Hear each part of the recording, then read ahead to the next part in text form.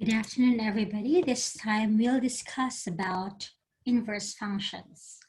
Our memory verse is found in Jeremiah 7 verse 24.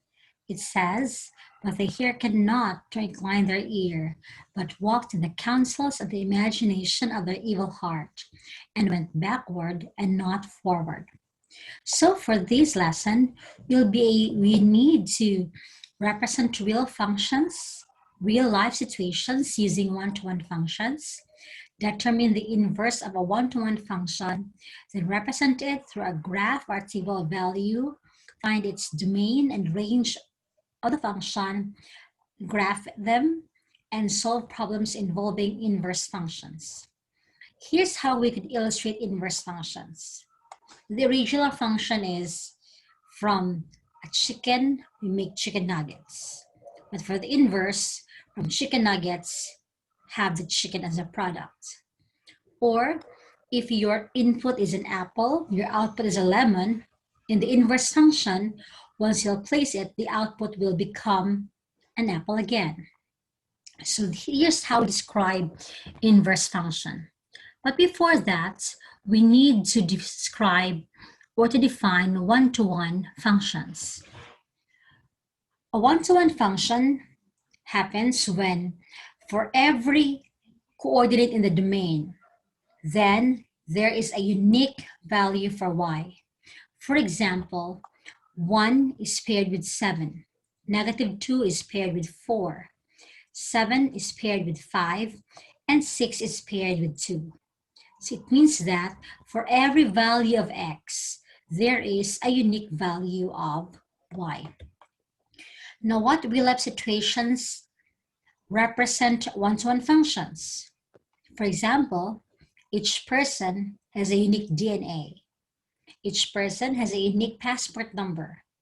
And one student account code is given for each student, no duplication.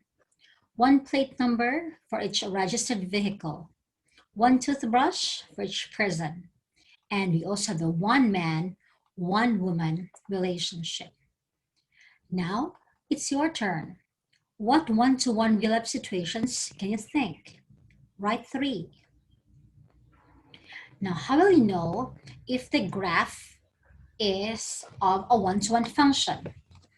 Remember, it needs to pass first the vertical line test. How do we do it?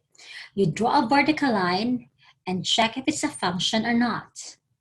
If it is a function, we can draw a horizontal line. Once you draw a horizontal line and the graph and the line passes exactly the graph at one point, then we call it a one-to-one function. Again, first do the vertical line test, then do the horizontal line test. For example, this graph, you draw the vertical line first, it is not a function. So it will never become one-to-one. In the second, we draw a vertical line. Yes, it is a function. But when we draw the horizontal line, that's the green line, it passes the graph at many points. So it is a function, but it is not one-to-one. Let's have this for the absolute value. Draw the vertical line. Yes, it's a function, but upon drawing the horizontal line, it is not a one-to-one function. Let's have this line. We draw the vertical line. Yes, it is a function. And when we draw the horizontal line, it also shows that it is a one-to-one function. So again, how to check it? First, draw a vertical line to check if it's a function, then draw a horizontal line to check if it's a one-to-one function.